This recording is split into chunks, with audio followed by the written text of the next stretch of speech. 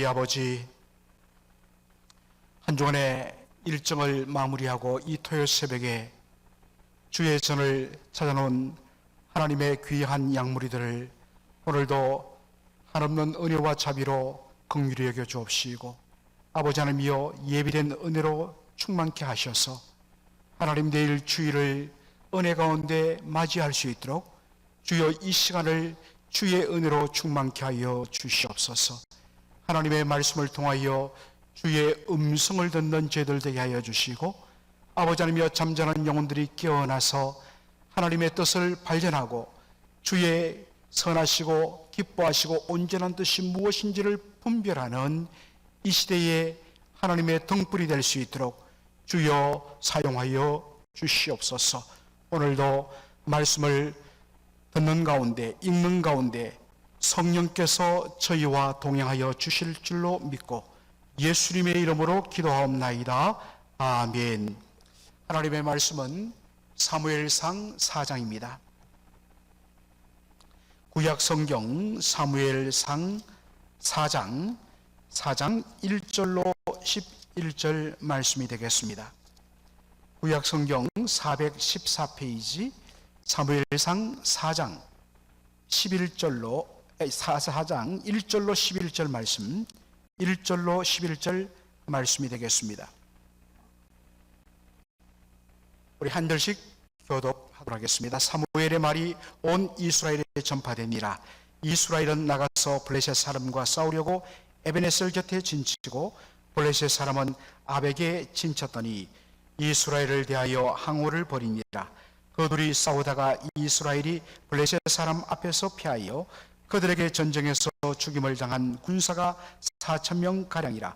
백성이 진으로 돌아오매 이스라엘 장로들이 가로되 여호와께서 어찌하여 우리를 오늘 블레셋 사람 앞에 패하게 하셨는고, 여호와의 언약궤를 실로에서 우리에게로 가져다가 우리 중에 있게 하여 그것으로 우리를 우리 원수들의 손에서 구원하게 하자 하니, 이에 백성이 실로에 보내어 그룹 사이에 계신 만군의 여호와의 언약궤를 거기서 가져왔고, 엘리의 두 아들 홈니와 비나스는 하나님의 언약궤와 함께 거기 있었더라. 여호와의 언약궤가 진에 들어올 때에 온 이스라엘이 큰 소리로 외치매 땅이 울린지라. 블레셋 사람이 그 외치는 소리를 듣고 가로되 히브리 진에서 큰 소리로 외치면 어찌미뇨 하다가 여호와의 궤가 진에 들어온 줄을 깨달았는지 블레셋 사람이 두려워하여 가로되 신이 진에 이르렀도다 하고, 또 가로되 우리에게 화로다. 전일에는 이런 일이 없었도다. 우리에게 화로다. 누가 우리를 이 능한 신들의 손에서 건지리요. 그들은 광야에서 여러 가지 재앙으로 애굽인을 친 신들이니라. 너희 블레셋 사람들아, 강하게 되며 대장부가 되어라. 너희 히브리 사람의 종이 되기를 그들이 너희의 종이 되었던 것 같지 말고 대장부같이 되어 싸우라 하고, 블레셋 사람이 졌더니 이스라엘이 패하여 각기 장막으로 도망하였고, 살육이 심히 커서 이스라엘 보병의 엎드러진 자 3만이었으며 다같이요 하나님에게는 빼앗겼고 엘리의 두 아들 홈니와 비나스는 죽임을 당하였더라. 하나님의 말씀입니다. 오늘 저는 본문을 중심으로 하나님의 임재 아래 거하지 아니하면 라는 제목으로 말씀을 전하고자 합니다. 지난 주간에 제가 영화 인디아나 존스 시리즈 속편을 보았습니다. 왜냐하면 오늘 설교와 연관이 되기 때문입니다. 여러분들 인디아나 존스 1981년에 그 시리즈 1편인 Raiders of the Lost Ark라는 영화가 시작되었는데요. 정말 아주 공전의 히트를 쳤죠. 그래서 연속으로 시리즈가 4편 나왔습니다. 당시만 해도 해리스 포드는 정말 멋진 30대 배우였어요. 지금은 이제 완전히 할아버지 되었죠. 그런데 들리는 바에 의하면 2023년 내년 개봉을 예정으로 이제 레이더스 이 인디아나 존스 왕길편 5번째가 나온다는 이야기를 들었습니다. 한국 이름으로는 레이더스 잃어버린 성궤, 거룩할 성자에 이 상자 궤자를 써서 언약궤를 어떤 면에서는 한국적인 또 세상적인 어떤 관점에서 거룩한 궤다, 그렇게 번역을 했습니다. 내용은 고고학자 인디아나 존스 박사, 사실은 고고학자이면서 사실은 약간 도굴적인 성격을 가진 그런 인물인데요. 인디아나 존스가 사람 이름인데 이 사람이 유물을 찾아다니면서 일어난 에피소드를 아주 흥미진진하게 그린 영화입니다. 이 레이더스라는 말 자체가 사실 침입자, 약탈자라는 말이죠. 내용은 이렇습니다. 솔로몬 왕이 성전을 예루살렘에 건축하고 그 성전의 지성소에 바로 여호와의 언약궤를 두었습니다. 그런데 이것이 나중에 애굽 왕이 이스라엘을 침공하면서 이 여호와의 언약궤를 약탈해 갖고 그 다음에 애굽 땅으로 돌아가서 타니스라는 나일강 삼각주 그 초입에 있는 고대 도시 타니스의 한 지하 속에 감춰 두었다라는 것입니다. 물론 이것은 역사적으로 말이 안 되는 이야기고요. 그래서 우리가 조금만 성경을 가지고 보면 이 영화의 배경이 얼마나 엉터리인가를 우리가 잘 알 수 있습니다. 물론 이 영화는 어떤 면에서는 말 그대로 상상의 나래를 편 것이니까 이것을 우리가 굳이 팩트 체크를 할 필요는 없지요. 그런데 그 당시 사람들은 이 여호와의 언약궤가 어마어마한 능력을 가지고 있는 것으로 보아서 이것을 소유하는 자가 전 세계를 지배한다 라는 그러한 생각을 가지고 있었다는 것입니다. 이 사실을 안 바로 히틀러 정권이 이 성궤, 이 언약궤를 차지하기만 하면 세계를 완전히 자기 손에 넣을 수 있다는 그 생각 가지고 발굴 작업을 군대를 동원하여 그렇게 진행하면서 벌어진 이야기. 그래서 영화의 제목이 바로 Raiders of the Lost Ark, 잃어버린 성궤의 어떤 약탈자라는 제목입니다. 영화의 결말 부분을 보면 언약궤를 여는 순간에 거기서 어마어마한 광선이 나옵니다. 그래서 그것을 본 사람들은 그 자리에서 몸이 막 녹아집니다. 그러니까 이 주인공인 인디아나 존스와 여주인공이 눈을 감아라. 그래서 눈을 감습니다. 그래서 그 빛을 보지 않으므로 자신들은 죽음을 피하고 몸이 녹아지는 것을 면했다. 그렇게 끝나고 이제 마지막으로 미국의 어떤 비밀 창고로 와서 이거는 탑시크릿이라는 도장을 바꿔서 지금 미국의 어느 깊숙한 곳에 보관되어 있다라는 식으로 상상의 나래를 펼치면서 끝을 냅니다. 제가 말씀드렸던 바와 같이 제가 이 영화를 본 이유는 바로 오늘 설교 본문과 관련되기 때문입니다. 이스라엘 백성들은 언약궤를 역시 능력과 권세의 차원에서 접근합니다. 이것을 가지면 우리가 어마어마한 힘을 가지고 그리고 하나님께서 가지신 그 힘을 통하여서 우리가 한 전쟁을 승리할 수 있다는 그러한 생각을 가지고 그들이 이 언약궤를 가지고 온 것입니다. 자, 본문의 배경은 이렇습니다.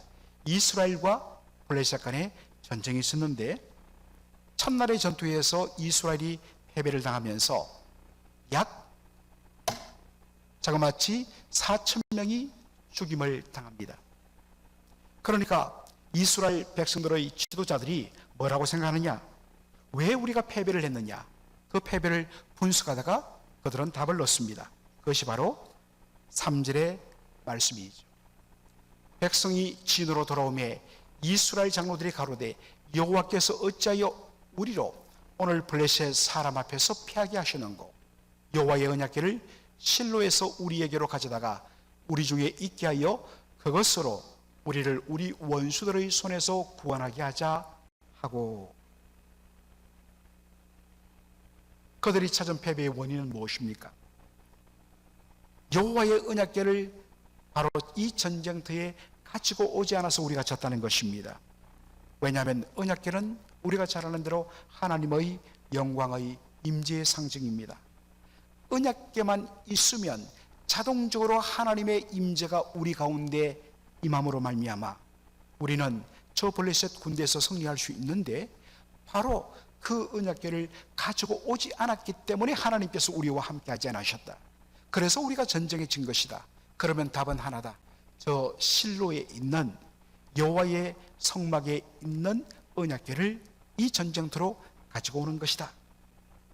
바로 그때 그 언약궤를 메고 이 전쟁터 한가운데로 가지고 온 인물이 엘리 대제사장의 두 아들 홈리와 비나스였습니다. 언약궤가 이스라엘 백성들의 군대 진영 속으로 들어왔을 때 여러분 백성을 보인 반응이 무엇입니까? 5절 보니까 여호와의 언약궤가 진에 들어올 때에 온 이스라엘이 큰 소리로 외치매 땅이 울린지라. 언약궤가 그들의 눈앞에 드러나는 순간에 그들은 환호했습니다. 우리는 이제 이겼다. 여호와의 언약궤가 들어오고 여호와의 언약궤가 우리와 함께하면 하나님 자동적으로 이 전쟁에 개입하시고 우리를 위하여 싸우실 것이므로 우리는 이긴다. 그러니 열왕의 도관이었죠. 과장법으로 땅이 울렸다 했습니다. 그러니까 그 소리를 저 건너편에 진치고 있던 블레셋 사람들이 당연히 들었겠죠. 그 소리를 듣고서 그들은 놀랍니다. 아니, 전쟁에 졌던 저들이 도대체 무엇이기에 저렇게 열광을 하는가? 그리고 아마도 척표본으로 나가서 정찰하고 돌아왔던 사람이 보고했겠죠. 바로 이스라엘 백성들이 섬기는 여호와 하나님의 언약궤란 것이 정말 보기에도 금빛 찬란한 그 언약궤가 바로 이스라엘 진영 속으로 들어옴으로 그러한 일이 일어났다는 것을 알게 됩니다. 위기감을 느낀 블레셋 군대의 장군들은 여기서 우리가 만일 지면 우리가 저들의 종이 되어서 비참한 삶을 살 수밖에 없다. 그러니 이왕 죽을 것 목숨을 걸고 싸우자. 그런데 전쟁 결과 어떻게 했습니까? 이스라엘 백성들이 대패를 당했습니다. 그날 하루 싸움에서 3만 명의 젊은이들이 목숨을 잃었어요. 여러분, 3만 명이 죽었다는 것 어마어마한 숫자입니다. 어마어마한 숫자예요. 요즘에 저 우크라이나에서 들려오는 전쟁 소식에 폭격으로 인하여서 어떤 싸움으로 인하여서 사람이 몇십 명 죽었다도 우리가 가슴이 벌렁벌렁하지 않습니까? 얼마나 비극적입니까? 그런데 그날 하루 3만 명이 죽었습니다. 다 누구의 아들이요 누구의 아빠입니다. 끔찍한 비극이에요. 더군다나 여호와 하나님의 임재 상징인 언약궤를 블레셋 사람들에게 빼앗깁니다. 그리고 그것을 메고 왔던 제사장 홈리와 비나스가 함께 죽임을 당합니다. 여러분, 문제의 근본 원인은 어디에 있을까요? 그것은 여호와의 언약궤를 오해했기 때문입니다. 여러분, 우리가 주목할 것은 성경이 묘사하는 여호와의 언약궤에 대한 표현입니다. 여러분, 4절을 보시면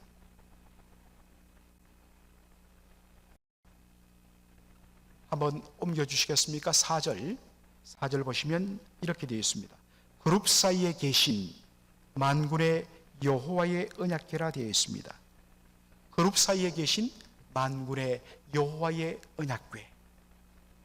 제가 NLT, New Living Translation이라는 아주 NIV보다 더 쉽게 번역된 현대어 영어 번역 성경을 제가 소개해 드렸습니다. 여기 보면 그룹 사이에 계신 만군의 여호와의 언약궤를 조금 더 쉽게 풀어놓았습니다. 여호와의 언약궤는 뭐냐? 만군의 여호와, 만군의 여호와를 여러분 보시면 하늘의 군대라고 표현했습니다. 이게 만군입니다. 1만 만자 혹은 1만 만자 군대 군자를 써서 히브리어로는 체바우트라고 그러는데 이걸 번역을 잘했어요. 하늘의 군대다. 바로 하늘의 천군 천사를 가리켜 헤아릴 수 없는 하늘의 천군 천사를 만군이라고 이야기합니다. 그런데 하나님을 어떻게 표현합니까? 만군의 여호와. 왜 만군의 여호와인가? 하나님께서 하늘 보좌에 앉으시면 그 주위에 하늘의 군대로 표현되는 천군 천사들이 하나님을 옹이하고 쫙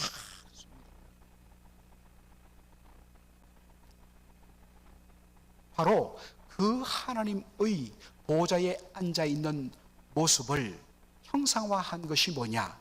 언약궤의 뚜껑 위에 있는 바로 그룹, 케루빔, 천군 천사인 케루비라고 불리는 천군 천사가 바로 날개를 뻗어서 하나님께서 그 가운데 보좌에 자정하심을 형상화한 이것이 여호와의 언약궤입니다.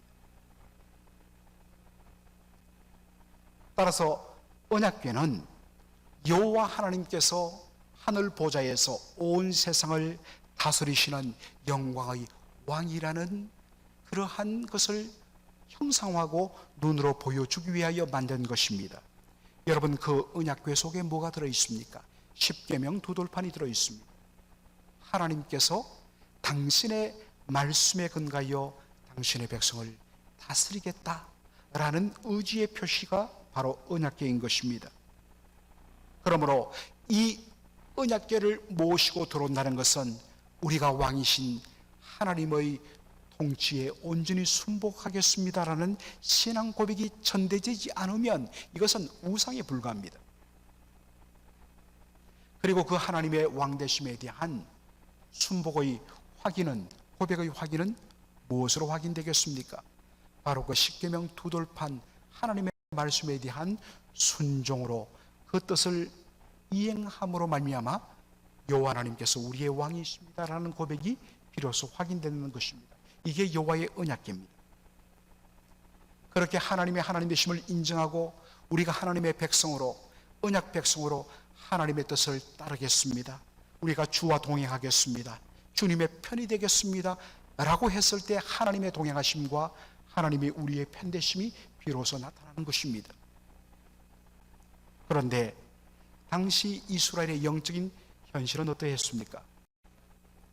어제 우리가 사무엘상 3장을 보면서 확인했던 말씀이 바로 3장 1절의 말씀입니다. 아이 사무엘이 엘리 앞에서 여호와를 섬길 때는 여호와의 말씀이 희귀하여 이상이 흔히 보이지 않았더라라고 말씀하고 있습니다.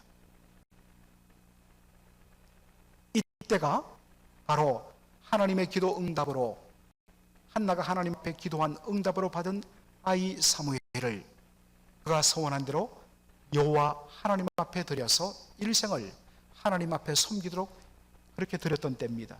그래서 어린 아이 사무엘이 엘리 대제사장 밑에서 그가 하나님을 섬기던 바로 그때에 그 시대가 사실은 사사시대의 끝이죠. 그 시대에는 여호와의 말씀이 희귀하여 이상이 흔히 보이지 않았더라라고 말씀하고 있습니다. 여러분, 여기에 이상이란 것은 바로 하나님께서 기이한 환상을 보여주심으로 하나님의 뜻을 보여주시는 것을 말합니다. 그래서 구약 성경에 보면 하나님께서 보여주신 환상들이 많이 나오죠. 그것을 기이할 이자 형상상자에서 이상이라, 그리고 영어 성경은 vision이라, 보았다라는 뜻으로 쓰이는 것입니다. 하나님께서는 구약 시대에 직접 음성으로 말씀하시거나 아니면 꿈이나 아니면 이상과 환상을 통하여서 당신의 뜻을 드러내시고 나타내시고 보여주셨습니다. 이것을 우리가 계시라고 그러죠. 그런 의미에서 이상이 흔히 보이지 않았다는 것은 뭐겠습니까? 하나님께서 당신의 뜻을 계시하지 않으셨다, 당신의 뜻을 드러내지 아니하셨다, 말씀하지 않으셨다는 그러한 뜻입니다. 그 시대가 영적으로 암흑시대에 있는데 사실은 우리가 말씀을 통하여 확인한 것은 뭐겠습니까? 하나님께서 말씀을 하지 않았기 때문에 여호와의 말씀이 희귀한 것이 아니라 하나님 여전히 말씀하셨습니다. 그러나 그들의 영안이 어두워지고 그들이 귀를 닫고 듣지 않았기 때문에 하나님의 하나님 되심을 거부하고 각기 제 소견에 옳은 대로 살았더라 사사기의 주제지요.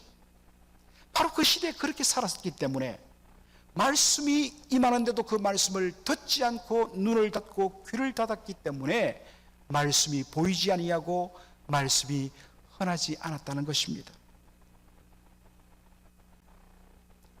또한 이스라엘의 영적인 암흑기를 보여주는 또 하나의 상징적인 장면이 무엇입니까?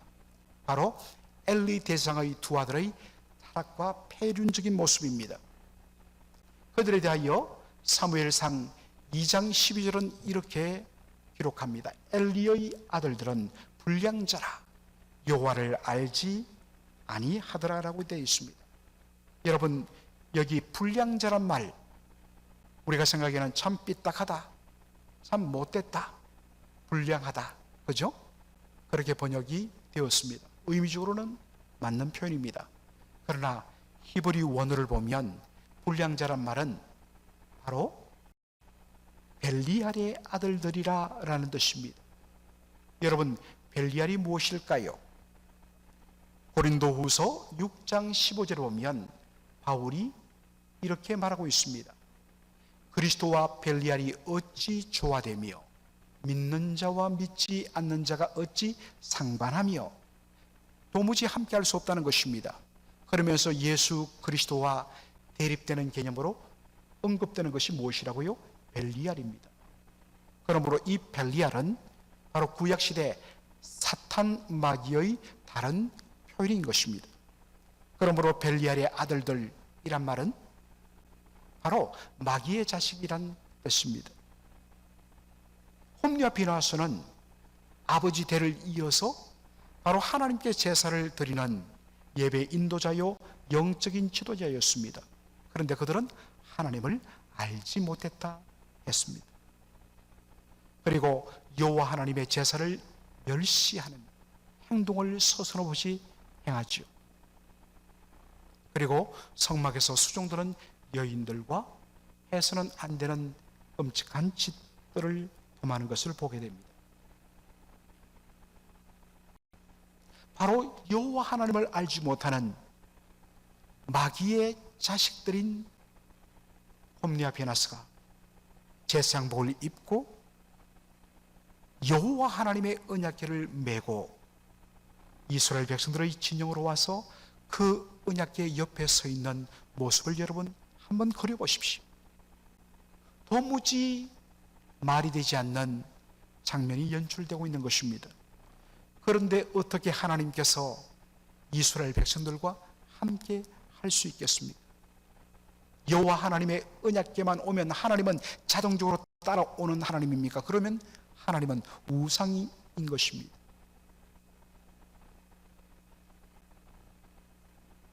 언약궤만 가지고 있으면 우리는 자동적으로 섬긴다. 하나님은 자동적으로 우리 편이 되신다. 언약궤는 분명 여호와 하나님의 임재 상징 맞습니다. 그러나 하나님의 언약궤가 하나님의 임재를 자동으로 보장하지는 않습니다. 언약궤가 상징하고 보여주는 대로 왕이신 하나님의 주권을 인정하고 그분의 말씀의 통치 아래, 그분의 임재 아래 거할 때 비로소 하나님께서 우리와 함께 하시며 우리를 위하여 싸우시는 그분의 놀라운 영광을 맛볼 수 있는 것입니다. 그러기 위해서는 나도 주님과 동행하는 삶을 살아야 하는 것입니다. 하나님의 권능을 특정 시간, 특정한 공간, 또한 특정한 물건에 그렇게 제한시키는 것, 이것은 하나님을 우상화하는 대단히 무서운 죄입니다. 우리 하나님은 특정한 시간이나 특정한 공간이나 특정한 물건에 하나님 당신을 제한시키는 분이 아니십니다. 그러므로 우리가 어떤 삶을 살아야 될까요? 어떤 삶을 살아야 될까요? 여호와 하나님을 가까이 하는 삶을 살아야 됩니다. 하나님과 동행하는 삶을 살아야 됩니다. 하나님의 하나님 되심을 인정하는 삶을 살아야 됩니다. 그렇지 않으면 하나님은 결코 그 은혜와 능력을 베풀 수 없으신 것입니다. 우리의 믿음의 고백과 우리의 신앙과 하나님의 역사를 우리가 제대로 맛보려면 우리가 주와 동행하며 그분의 임재 아래 거해야 하는 것입니다. 오늘 이 말씀을 통하여서 다시 한 번 더 우리의 신앙의 상태를 점검하고 하나님의 은혜 가운데 바로 거하는 저와 여러분의 삶이 되기를 주의 이름으로 축원합니다. 아멘. 기도하겠습니다. 아버지 하나님, 은혜와 사랑을 감사드립니다. 오늘 이 복된 토요일 새벽에 아버지 하나님이 저희들을 주의 전으로 부르시고 아버지 하나님 이렇게 은혜 가운데 거하게 하여 주신 것 감사합니다. 아버지 하나님이여 잠자는 우리의 영혼을 일깨우시사 오늘 사무엘상 4장의 말씀을 통하여서 정말 우리가 어떠한 삶을 살아야 되는가를 경고하시는 주님의 음성을 듣는 시간 되게 하옵시고 아버지 하나님, 과연 우리가 진정 주님의 주권을 인정하고 그분의 은혜의 통치, 말씀의 통치 아래 거하는 삶을 살며 주와 동행하는 삶을 살고 있는지, 아니면 주님과 동행하는 삶은 완전히 배척한 채 우리 하나님께서 베푸시는 그 능력과 역사만을 하나님 간구하는 그러한 우리의 신앙의 모습은 아닌지를 살피는 시간 되게 하여 주옵소서. 아버지 하나님이여 온전히 주와 동행하는 저희들의 하루가 되게 하시고 아니 일생이 될 수 있도록 인도하여 주시옵소서. 내일 주일을 준비합니다. 아버지 하나님이여 이 아버지 하나님이여 은혜를 예비하시며 우리를 만나기를 기뻐하시는 하나님께 성도들 오늘 하루 구별되며 준비하는 삶을 통하여서 내일 준비한 자에게 베푸시는 놀라운 은혜를 갑절로 누릴 수 있도록 우리 성도들을 인도하여 주시옵소서. 예수님의 이름으로 기도하옵나이다. 아멘.